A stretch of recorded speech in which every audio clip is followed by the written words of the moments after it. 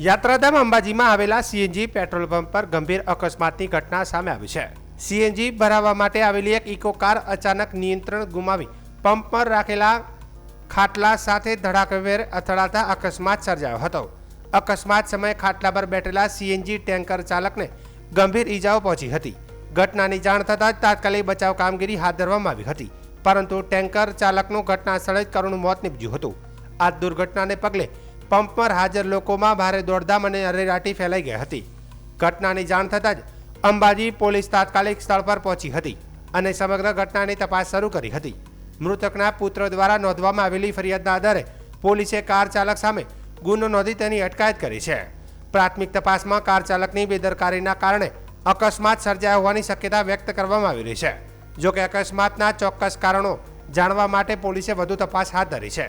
સાથે જ સ્થળ પરના સીસીટીવી ફૂટેજ અને અન્ય પુરાવાના આધારે સમગ્ર ઘટનાક્રમની વિગતવાર તપાસ કરવામાં આવી રહી છે। આ દુર્ઘટનાએ યાત્રાધામ અંબાજીમાં શોકની લાગણી વ્યાપી દીધી છે। સ્થાનિક લોકો દ્વારા મૃતકના પરિવાર પ્રત્યે સંવેદના વ્યક્ત કરવામાં આવી રહી છે।